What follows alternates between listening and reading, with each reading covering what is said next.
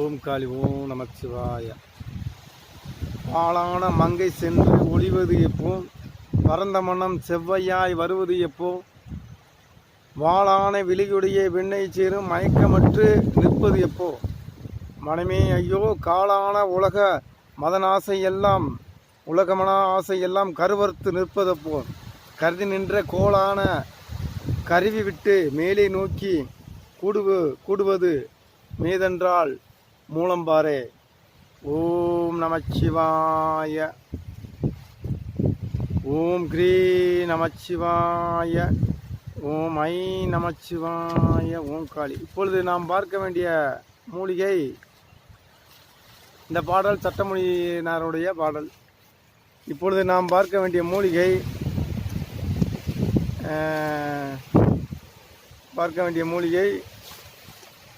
ஓரிதழ் தாமரை. ஓரிதழ் தாமரை. தாமரைகளில் பல வகையான தாமரைகள் இருக்கிறது.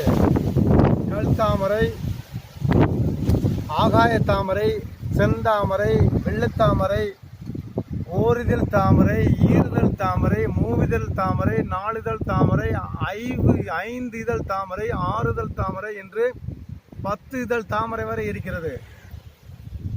சென்ற நிகழ்ச்சியில் நாம் ஈறுதல் தாமரை, 4 இதழ் தாமரைகளை பார்த்தோம்.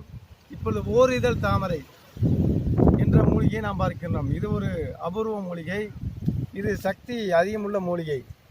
ஓரிதழ் தாமரை ஒரே இதழை கொண்டுள்ளதால் இதை சித்தர்கள் ஓரிதழ் தாமரை என்று பெயர் சூட்டியுள்ளார்கள். ஒரே இதழ் மட்டும் இருக்கும். இதற்கு ஓரிதழ் தாமரை என்று பெயர். சித்தர்கள் ஒவ்வொரு மூலிகையினுடைய பெயர்களையும் அதன் காரணம் அறிந்து அதனுடைய இயல்பை அறிந்து அதற்கு பெயர் சூட்டியுள்ளார்கள். ஓரிதழ் தாமரை. இதனுடைய பயன், இதை நிழலில் உரத்தி சூரணம் பண்ணி வைத்துக்கொண்டு பசும்பாலில் அல்லது நீரிலோ டெய்லி சாப்பிட உடம்பு ஆரோக்கியமாகும், நரம்பு தளர்ச்சியாகும், இதுவும் தாது புஷ்டியாகும். ஆண்களுக்கு இருக்கக்கூடிய மலட்டுத்தன்மையை நிற்கும். ஆண்களுக்கு இருக்கக்கூடிய மலட்டுத்தன்மையை நீக்கி புத்திர வாக்கியத்துக்கு முழு வழி வகிக்கும். புத்திர வாக்கியம் கிட்டும்.